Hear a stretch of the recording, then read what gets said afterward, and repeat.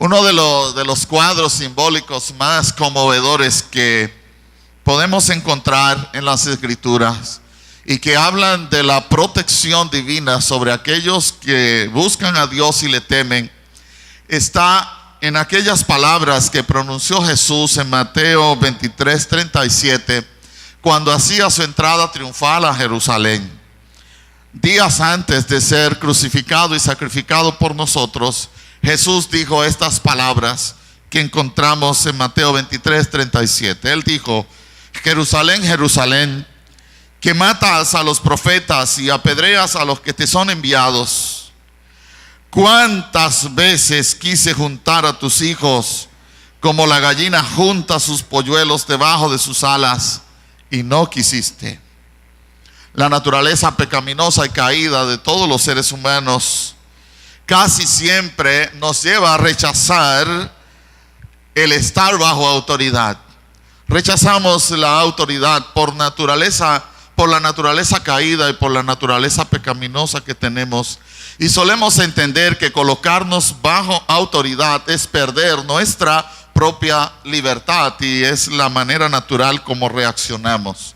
Sin embargo, los polluelos bajo las alas de la gallina es un cuadro que describe todo lo contrario a esa forma de pensar, a esa forma caída de pensar. Es decir, quien se coloca bajo el poder de Dios está protegido bajo las alas del Todopoderoso. Como lo dice el Salmo 91:1. El que habita al abrigo del Altísimo morará bajo la sombra del Omnipotente.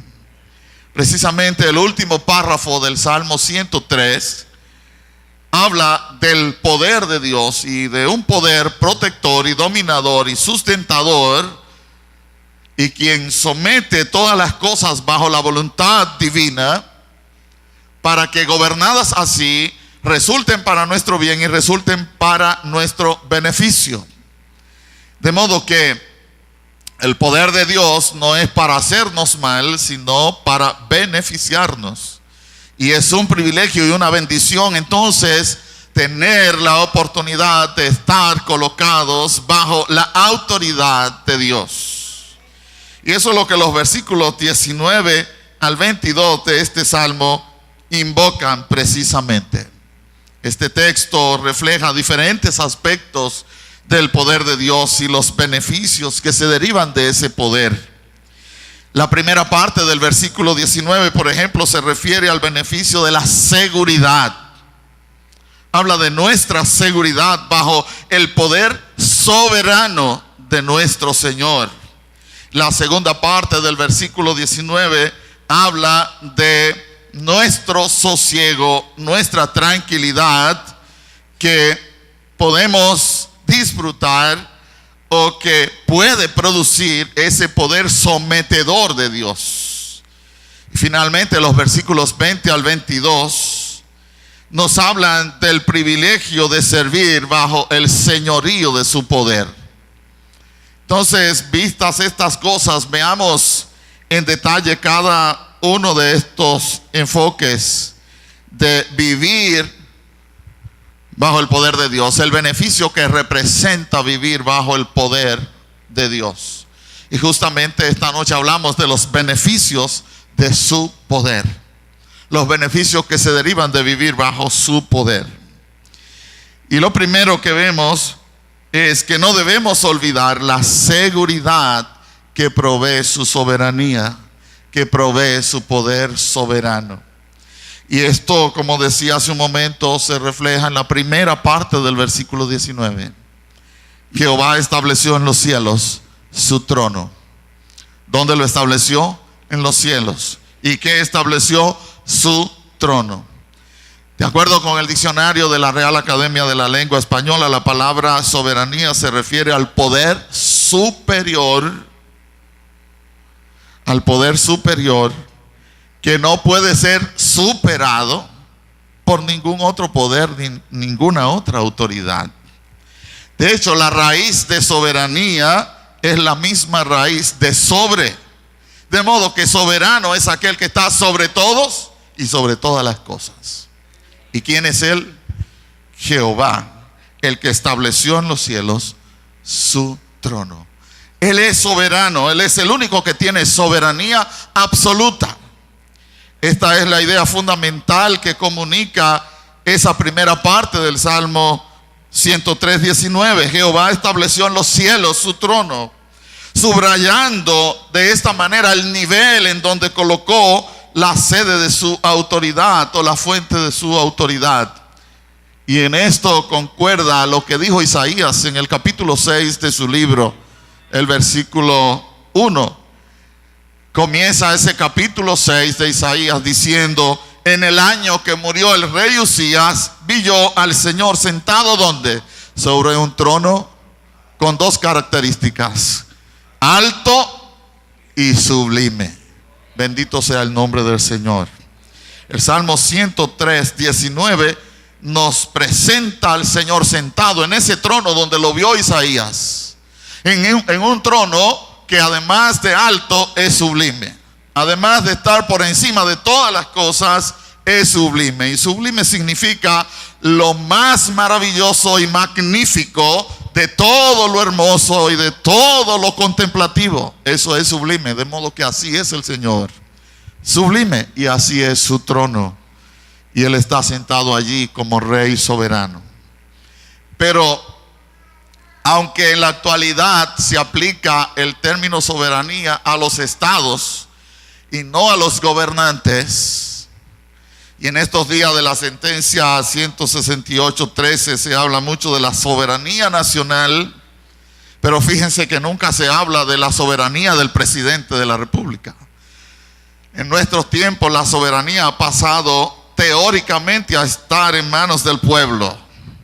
Pero en los tiempos en que se escribió el Salmo 103, no imperaba en la sociedad, en el mundo, no imperaba en la tierra el sistema democrático, sino que imperaba el sistema monárquico, de modo que el rey encarnaba la soberanía. En vez de decir que el Estado era soberano, se hablaba del rey soberano. Y en ese orden es importante observar no solamente que el poder de Dios, según el versículo 19, se sitúa en los cielos, sino también que dicho versículo utiliza la palabra trono. ¿Y quién se siente en el trono? El rey. Es el rey que se siente en el trono. Por eso dice: Jehová estableció en los cielos su trono. Y siguiendo esa idea de Isaías, en el mismo capítulo 6 de su libro, en el versículo 5, esa fue su preocupación. Su preocupación estuvo no solamente en que vio al Señor sentado en un trono alto y sublime. Su preocupación está expresada más abajo en el versículo 5, donde él dice: ay de mí, que soy muerto, porque siendo hombre inmundo de labios y habitando en medio de pueblo que tiene labios inmundos, han visto mis ojos al Rey, Jehová de los ejércitos. Bendito sea el nombre del Señor. De modo que la primera parte del versículo 19 habla de la soberanía de Dios, habla del poder soberano de Dios.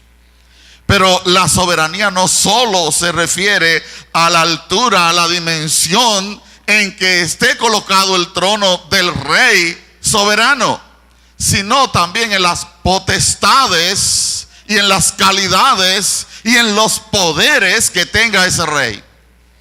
En ese sentido vale la pena leer el Salmo 135:6, donde se describe de manera puntual la soberanía de Dios. Fíjese cómo dice el Salmo 135:6, hablando de esa característica, de ese atributo de Dios. Salmo 135:6 dice: todo lo que Jehová quiere, lo hace. ¿Está conmigo en ese salmo?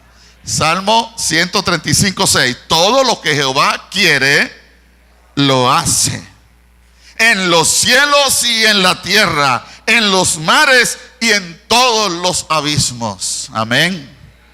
O sea, no hay limitación para el poder soberano de Dios. Él hace todo lo que quiere. Bendito sea el nombre del Señor. No tiene límites su poder. En ese sentido, y volviendo a la figura de los polluelos debajo de las alas de la gallina, que transmite y comunica un sentido de seguridad, quiero que leamos dos versículos que nos hablan de esa seguridad. El autor del Salmo 61 dice en el versículo 4 de ese salmo: sintiéndose él seguro bajo la autoridad y el poder de Dios, él proclamó esto en el versículo 4. El autor del Salmo 61 en el versículo 4 dice: yo habitaré en tu tabernáculo para siempre. Y subraya la última parte de este versículo, como dice: estaré seguro bajo la cubierta de tus alas. Amén. ¿Dónde estamos seguros? Bajo la cubierta de las alas del Señor. No es que el Señor tenga alas, es una manera de describir una acción protectora de Dios de manera entendible y figurativa para nosotros. Porque el Señor es espíritu, no tiene cuerpo.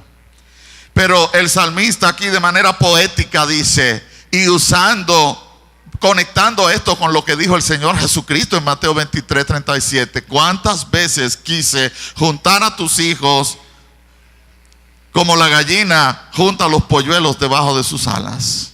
Me gusta mucho esa figura y me gustaría siempre ser un polluelo, pero debajo de las alas del Señor, porque allí estamos seguros. Y el que ha vivido en el campo sabe muy bien de esto, que cuando los hurones o las ardillas y los ratones o las plagas salen detrás de los pollos, o cuando la gallina hace un cacareo específico y peculiar, porque los pollitos no tienen experiencia, pero la gallina sí tiene experiencia para percibir el peligro, y la gallina hace un cacareo especial. ¿Qué hacen los pollitos? Se mandan todos corriendo. Pueden ser 12. Yo he visto gallinas con 12 y 15 polluelos, y se mandan todos debajo de las alas de su madre, y parecería como si fuera solo la gallina.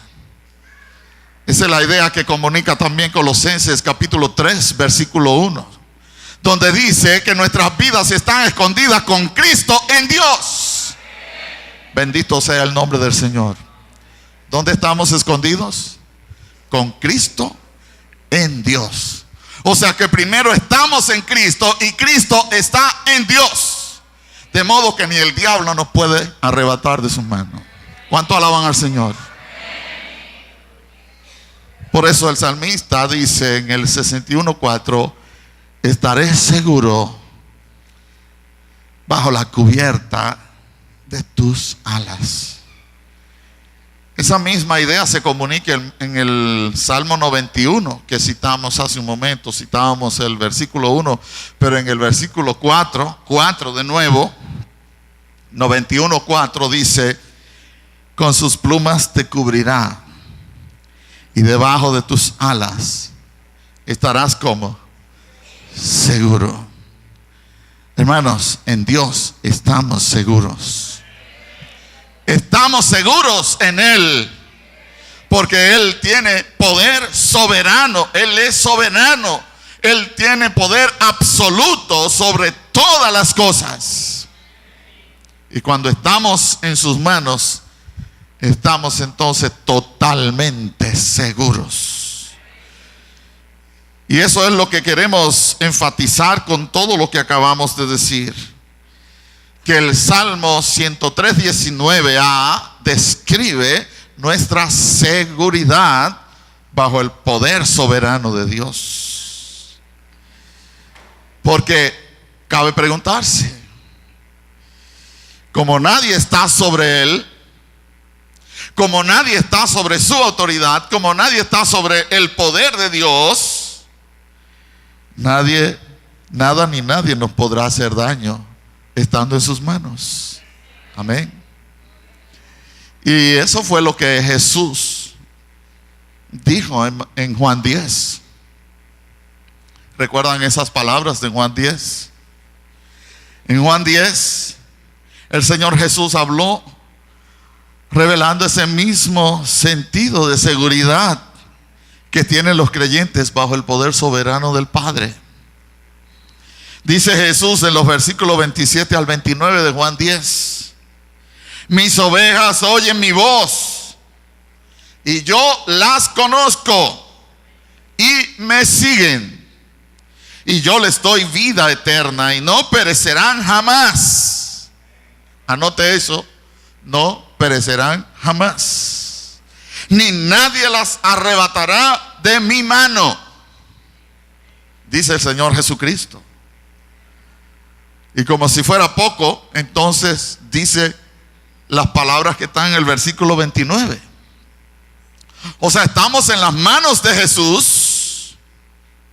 Pero ¿qué dice el versículo 29? Mi Padre que me las dio es mayor que todos. Es decir, Él es soberano, como está diciendo el Salmo 103:19. Mi Padre que me las dio es mayor que todos. Y por lo tanto, como finaliza el versículo 29, nadie las puede arrebatar de la mano de mi Padre.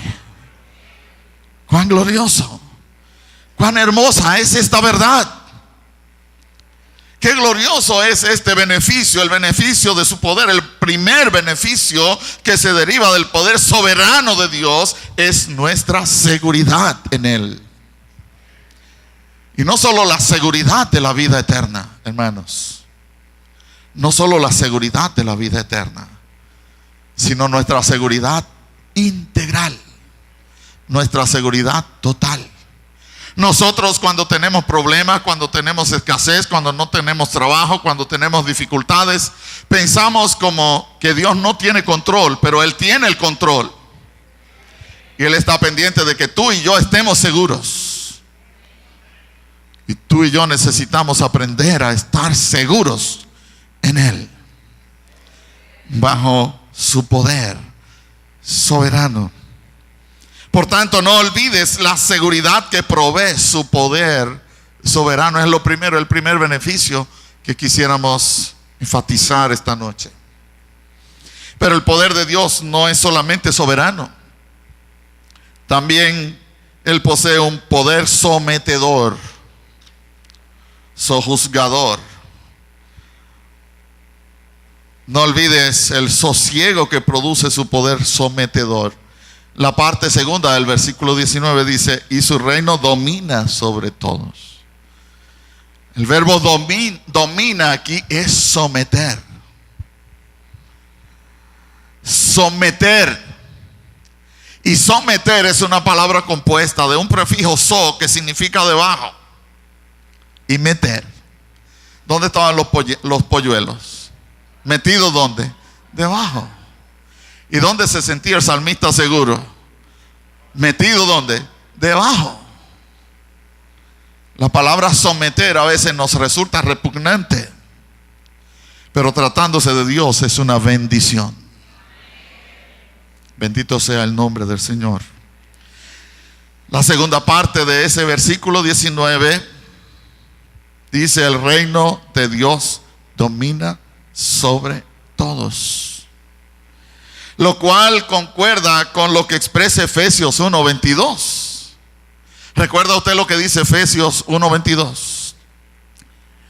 En Efesios 1:22 dice que el Padre sometió, y utiliza esa palabra.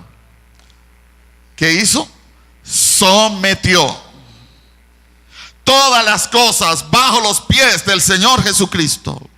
Dice: y sometió todas las cosas bajo sus pies, y lo dio por cabeza a la iglesia.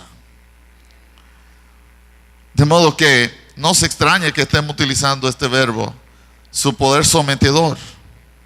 Y repito, a primera vista, y a causa justamente de nuestra rebeldía como seres humanos caídos y familia de Adán, el concepto de dominio y de sumisión no suenan tan graciosos ni tan beneficiosos como en realidad lo son. A primera vista resultan repugnantes estos conceptos. Pero no obstante a ello, tanto nuestra sumisión a Dios como su dominio absoluto sobre todas las cosas resultan altamente beneficiosos a nuestras vidas. Imagínense por un momento si Dios no tuviera dominio de todas las cosas. Por una parte, todo el que se somete a la voluntad de Dios y se refugia bajo las alas del Altísimo, dice el Salmo 91, que morará ¿dónde? Bajo la sombra del Omnipotente. En ese particular, los beneficios de la sumisión del creyente a la voluntad de Dios son múltiples, porque produce en nosotros corazones humildes en lugar de dureza de cerviz. Nos ayuda como hijos de Dios a depender del poder de Dios y no a confiarnos en nosotros mismos. Y motiva a los que ya hemos sido salvados a no buscar la justicia por nuestras propias manos, sino a encomendarle a Dios la causa. Aquel que dijo: mía es la venganza, yo pagaré. Reconociendo su poder sometedor. Y ese poder sometedor de Dios entonces nos hace vivir sosegadamente, reposadamente, con sosiego. Por otra parte, aunque somos cristianos y sabemos que en esta tierra tendremos aflicción, también sabemos que debemos confiar, porque Jesús ha vencido al mundo. Pero seguimos siendo humanos. Yo sé que Jesús venció al mundo, pero cuando me llegan los ataques del enemigo, a veces se me olvida esa partecita y solo me acuerdo de la primera parte: en el mundo tendréis aflicción, aflicción, aflicción. Y grabamos mejor la aflicción. Pero debemos recordar también la otra parte: confiad, yo he vencido al mundo, dice el Señor en Juan 16:33. No obstante a esa palabra de fe y de fortaleza y esa palabra de esperanza dicha por Jesús en Mateo 6:33, que Él ha vencido al mundo y que debemos confiar en Él. No obstante a eso, como seres humanos nos preocupamos con la multiplicación de la maldad en el mundo, con la multiplicación de la delincuencia, con haberse multiplicado la maldad, ¿verdad?, en la tierra. Nos sobresaltamos al pensar en las catástrofes que ocurren en el mundo, los ciclones, como el tifón que acaba de arrasar a Filipinas, que ustedes han estado mirando eso en la televisión, en la prensa, y tantas cosas que ocurren. La semana pasada se cayó un pasajero de un avión, no que el avión se cayó, sino un pasajero se cayó de un avión cerca de las costas de la Florida. Hoy creo que lo rescataron, pero el cadáver, por supuesto. Hoy se cayó una avioneta en Nagua, o en Cotuí, algo así. Y tantas cosas que ocurren a nuestro alrededor nos asustan, nos aterrorizan.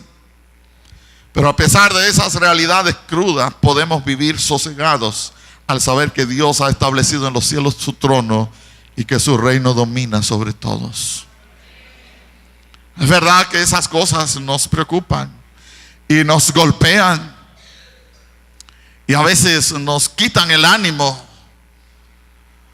pero Jehová estableció en los cielos su trono y Él domina sobre todos. Y pensemos, si Dios no controlara con su poder sometedor a los gobernantes. Hay gobernantes que son equitativos y que son juiciosos, pero no abundan esos, abundan los locos. Si Dios no controlara a los poderosos, a los gobernantes y a los locos de este mundo, hacía tiempo que hubiésemos sido barridos por no por la bomba atómica, no, sino por los armamentos nucleares. Eso existe, eso está ahí, usted lo ve. Pero usted cree que Estados Unidos, que tiene a esa gente controlada para que no aprieten el botón, es Dios quien lo controla. Dios es quien controla y domina todas las cosas. De modo que, como dice Jeremías en Lamentaciones: ¿quién será aquel que diga que ocurrió algo que Jehová no mandó? Esas palabras me dan sosiego y seguridad y tranquilidad, porque yo sé que por más que hable el mundo, por más que hable Siria y Estados Unidos y Rusia, los poderosos y los locos del mundo, Jehová tiene dominio sobre todas las cosas. Y ese dominio me hace y debe hacerme vivir sosegado, porque Él tiene el control. La segunda parte del versículo 19 habla justamente de eso. Dios tiene el control y tiene el dominio. Muchas veces orando y hablando utilizamos esta frase y no sabemos quizás dónde sustentarla. Pues ya usted tiene una base bíblica para sustentar esa verdad. Dios tiene control y dominio absoluto de todas las cosas. Y ese control y ese dominio que Dios tiene nos hace vivir tranquilos y sosegados. No importa que la tierra tiemble, como dijo el salmista, aunque la tierra tiemble y se traspasen los montes al corazón del mar. ¿Qué sigue diciendo? No temeré. Amén. No tema, hermano, porque su Dios tiene el control y tiene el dominio absoluto de todas las cosas. Aprendamos a descansar en Él y en su poder. Aprendamos a apreciar ese beneficio del poder sometedor que tiene Dios, de someter a los reyes y someter a los poderosos y controlar a los locos de este mundo. Y no estoy diciendo los locos a la loca, lo estoy diciendo a propósito, porque este mundo está lleno de locos y de locas, pero el Señor los controla. Bendito sea el nombre del Señor. Para tu beneficio y para mi beneficio, el Señor los controla. Esta mañana, mientras llevaba mi vehículo a lavarse, me acercó alguien a quien conocí hace mucho tiempo y que no veía hacía muchos años. Y se me acercó y empezó a hablarme y a preguntarme por la iglesia y a preguntarme cosas espirituales. Y me decía: mire, yo estoy vivo por la misericordia de Dios, porque a mí me pasó esto y esto y esto y aquello. Y si no es porque Dios controla a esos malditos, yo estuviera muerto. Y es verdad. Usted sabe cuántas veces el Señor ha dominado a los que quieren hacerle daño a usted. Usted y yo no nos imaginamos eso. Ni siquiera lo sabemos.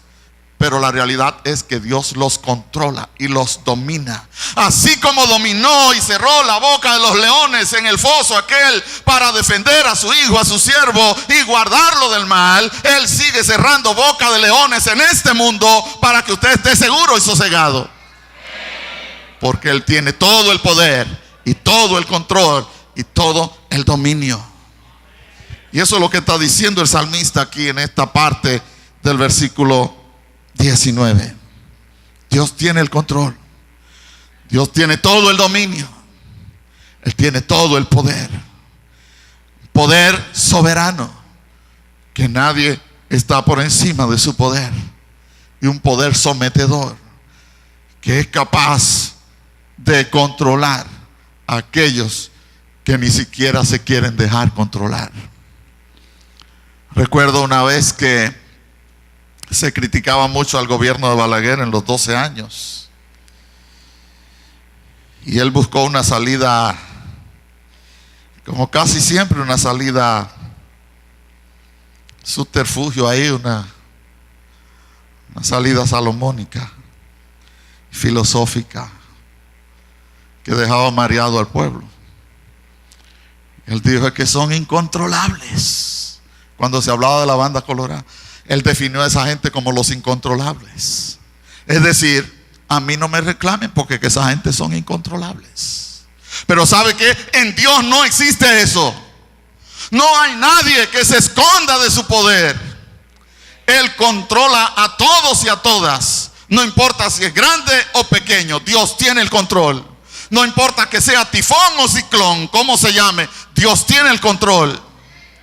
No importa si la tierra tiembla o no. Ahora viene un barco de España, no sé si lo leyeron eso, que están sondeando toda la plataforma marina de la República Dominicana para detectar fallas y posibles causas o peligros de sismos y temblores de tierra, y explorar si hay formaciones petroleras, etcétera, etcétera. Yo no sé si es verdadero eso.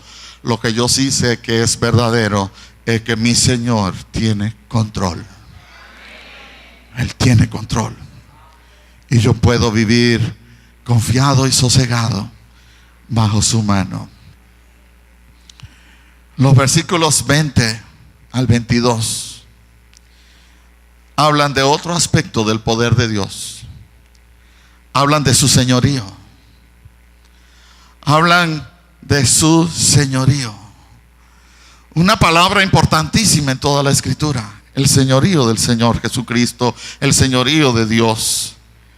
Es una doctrina, una verdad que debemos manosear un poco más y debemos conocer más a plenitud el señorío.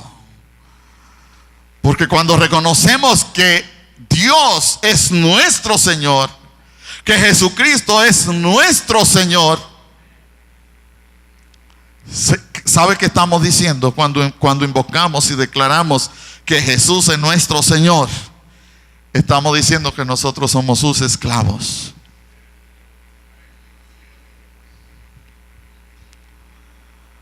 Pero hay gente que dice: Jesús es mi Señor, pero no actúa como esclavo. Bendito sea el nombre de Jesús. Cuando invocamos a Jesús como Señor, estamos declarándonos esclavos de Él. Y un esclavo está al servicio de su Señor todo el tiempo. No todo el tiempo del día, sino todo el tiempo de su vida. Bendito sea el nombre del Señor. Desde que nace hasta que muere. Y desde que amanece hasta que oscurece. Y después que oscurece, porque el esclavo está llamado a servirle a su Señor 25 horas al día. O sea que cada vez que termine un día queda en deuda con una hora. ¿Sabe usted eso? Así es. Pero qué bueno que seamos esclavos del Señor. Esa fue la palabra que María usó cuando el ángel le anunció. Le dio la anunciación. ¿Cómo dijo ella? Heme aquí, la esclava del Señor. Hágase en mí conforme a tu palabra. Qué hermoso ejemplo. Es la actitud que necesita tener hoy el creyente. La actitud que tuvo María. La actitud de esclava del Señor. Ella estaba consciente de que era esclava del Señor. Y usted y yo nos consideramos esclavos del Señor. Estamos a su disposición total y absoluta. Es evidente que al llegar al versículo 20, el salmista usa el modo imperativo para instar a sus lectores, y más que a sus lectores, en primer lugar, en el versículo 20, instar a los ángeles a seguir bendiciendo al Creador. ¿Y por qué a seguir bendiciendo al Creador? Porque los ángeles hacen eso desde que fueron creados. Y lo siguen haciendo. Y lo seguirán haciendo por toda la eternidad. Ese es su trabajo, ese es su oficio. Pero el salmista los toma, los menciona y dice en el versículo 20: bendecid a Jehová, vosotros sus ángeles, poderosos en fortaleza, que ejecutáis la palabra, obedeciendo a la voz de su precepto. ¿Verdad? En otras palabras, el escritor motiva a los ángeles a bendecir al Señor, pero al mismo tiempo admite que ellos han estado haciendo eso siempre. han estado en ese servicio siempre. Ahora bien, los ángeles son mencionados en el versículo 20, pero lo que no está claro, ¿a quiénes se refiere el versículo 21? En el 20 son los ángeles, ¿no? Usted lo está mirando en su Biblia. ¿Cómo dice? Habla de los ángeles, ¿cierto? ¿Cómo dice de los ángeles ahí? Dice la escritura ahí en el versículo 20: bendecid a Jehová, ¿quiénes? Vosotros sus ángeles. ¿Y cómo los describe el salmista? Poderosos en fortaleza, que ejecutáis su palabra, obedeciendo a la voz de su precepto. Y pensando en esto, podemos nosotros recordar muchos ejemplos en la escritura cuando Dios utiliza ángeles para cumplir misiones especiales, ¿verdad? Utilizó al ángel Gabriel para darle la anunciación a María y para avisarle a José de la matanza de los niños por parte de Herodes, y para avisarle que ya podían regresar de Egipto. Y en muchos pasajes de la escritura encontramos a los ángeles interactuando cuando Dios envía a sus ángeles a Sodoma y Gomorra para el rescate de Lot y su familia, entre otros tantos ejemplos. ¿Qué significa esto entonces? Que Dios utiliza a los ángeles como sus siervos. Por eso dice, obedeciendo a la voz, que ejecutáis su palabra, obedeciendo a la voz de su precepto, es decir, de su mandato. Y poderosos en fortaleza, porque los ángeles son más fuertes que nosotros como seres humanos. De hecho, ellos tienen la facultad de desplazarse de aquí a Nueva York en un segundo. ¡Fuap! Y ya llegó. No tienen que pagar pasaje aéreo, ni comprar boleto aéreo, ni nada de eso. Por eso dice poderosos. Poderosos, vosotros sus ángeles, poderosos en fortaleza, que ejecutáis su palabra.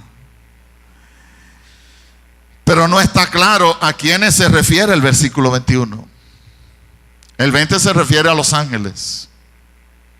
Pero mire cómo dice el versículo 21. Bendecid a Jehová vosotros todos sus ejércitos, ministros suyos, que hacéis su voluntad. Y usted dirá, bueno, está muy claro, está hablando de sus ministros. Pero en el contexto de nosotros, ¿quiénes son los ministros? Todos los creyentes son ministros. Eso nos enseña la escritura. Ahora, algunos han concluido que este versículo 20 no es más que se refiere a las estrellas y al sol, a la luna y todo eso. Y llegan a esa conclusión por lo que dice Génesis 2:1 y otros versículos. En Génesis 2:1 dice, fueron pues acabados los cielos y la tierra, ¿y qué más? Y todo el ejército de ellos. En algunos lugares de la escritura le llama a las estrellas y a los astros los ejércitos del cielo. Y para algunos, entonces, en el versículo 21 del Salmo 103 está aludiendo a las estrellas, al sol, a la luna, a los astros. Sin embargo, para otros, entre ellos yo, el versículo 21 forma parte de un paralelismo. Es un paralelo al versículo 20. Está repitiendo con otras palabras lo que dice el versículo 20. ¿Y saben por qué lo creo así? Porque el versículo 2 del Salmo 148 los conjuga juntos en un solo versículo y dice, alabadle. Mira el Salmo 148:2. Alabadle vosotros todos sus ángeles, alabadle vosotros todos sus ejércitos. Parece ser entonces que se trata del mismo equipo de trabajo y de servicio del Señor. Y otro argumento también a favor de esta tesis es lo que dice Hebreos 1:7. En Hebreos 1:7 dice: ciertamente de los ángeles dice, el que hace a sus ángeles espíritus y sus ministros llama de fuego. Se parece ser entonces que el versículo 21 es una repetición paralela al versículo 20. Ahora bien, lo importante no es de quién se trata ahí. Lo importante no son estos dos enfoques distintos. Lo más importante es que sean uno o sean otros, están bajo el servicio del Señor y están sometidos a su poder y están bajo sus órdenes. Bendito sea el nombre del Señor. Ahora bien, el versículo 22 resulta un poco más claro, que dice: bendecid a Jehová vosotras todas sus obras. Y ahí están los ángeles, y están los astros, y están las estrellas, y estamos nosotros también, ¿cierto? Bendecid a Jehová vosotras todas sus obras. Y el versículo 22 es el que nos habla entonces del señorío en todos los lugares de su señorío. En todos los lugares de su señorío. Bendice, alma mía, a Jehová. Al llegar a la parte final de este magnífico salmo, David, siendo rey, admite que Dios es el rey de los reyes. Amén. No era un cualquiera que estaba hablando en el Salmo 103, sino ¿quién? El rey David. Y el rey David tenía su trono, un trono majestuoso, bonitísimo. De hecho, David está considerado como el creador del Estado judío, como el organizador, porque cuando Saúl todavía, los judíos eran nómadas, y quien establece capital y ciudad y palacio es David, y quien consolida el ejército y unifica el territorio y lo ensancha incluso hasta lugares insospechados es David. Por lo tanto, David está considerado no solo como rey, sino como el mejor rey de Israel. De hecho, el más amado de los reyes de Israel es David. Y tenía que ser así, porque de David fue anunciada que su estirpe se sentaría en el trono para siempre, nuestro Señor Jesucristo. Pero David, siendo rey, porque si yo lo digo no tiene esa fuerza, y si usted lo dice no tiene esa fuerza, pero es David que lo está diciendo como rey. Jehová estableció en los cielos su trono y su reino domina sobre todos. Cuando veía esta declaración de David aquí, pensaba en la reacción de Herodes. Cuando los magos vinieron a Herodes y le preguntaron: ¿dónde está el rey de los judíos que ha nacido? La escritura dice que él se turbó y toda Jerusalén con él. Pero David no se turba al reconocer a Jehová como rey de reyes. Al contrario, David se goza y se recrea y se deleita en el rey de los cielos. ¿Sabe por qué? Porque Herodes no se sentía seguro, pero David se sentía seguro bajo el poder de la mano de Dios. ¿Qué diferencia? Herodes, como no conocía a Dios, se sintió tambaleante cuando le hablaron de un rey de los judíos. David, por el contrario, se deleita en el rey Jehová de los ejércitos, que tiene poder absoluto y soberano y sometedor, y se somete a sí mismo al poder de su señorío. Bendito sea el nombre del Señor. Qué ejemplo más maravilloso el del rey David.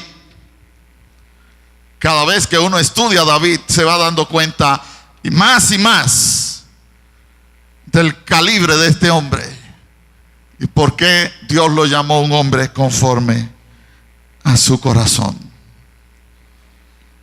Bendito sea el nombre de Jesús. Ahora, David no solamente entiende que Jehová es rey, David entiende que el creador de todas las cosas tiene todo el derecho de ejercer el poder de su señorío, porque eso es señorío, dueño de todas las cosas. ¿Y acaso no puede el dueño de las cosas tomar decisión soberana de las cosas que le pertenecen? Nosotros como seres humanos lo hacemos y decimos, eso es mío. Para los sociólogos, la palabra mío fue la primera disociadora del mundo, porque ahí inició la propiedad privada. Pero Dios tiene todo el derecho de decir, mía es la tierra y su plenitud, el mundo y los que en él habitan. En todos los lugares de su señorío.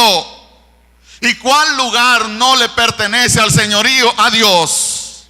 Es como si David dijera, en todos los lugares conocidos y por conocer. No importa las galaxias de los que hablan los hombres ahora. Toda esa pamplina que yo no creo casi ninguna de ellas. No me importa eso. Lo que me importa es que vivo en la tierra que hizo Dios y que aquí vino Jesús y murió por mí, por mis pecados, y que aquí volverá Cristo a buscarme. Eso es lo más importante. Ellos que sigan perdiendo su tiempo en las galaxias por allá y mandando a sonda a Marte. Dije a Marta, ¿verdad? No, a Marte. Alabado sea el nombre del Señor. En todos los lugares de su señorío, bendice, alma mía, a Jehová. Jehová como creador tiene señorío y tiene derecho a ejercer señorío en todos los lugares y sobre todas las cosas. De modo que el poder de Dios es un beneficio para tu vida y para mi vida. Su poder soberano, su poder sometedor y el poder de su señorío. Porque gracias a ese poder, todas las cosas están en control y todas las cosas ayudan a bien a los que aman a Dios, a los que conforme a su propósito son llamados.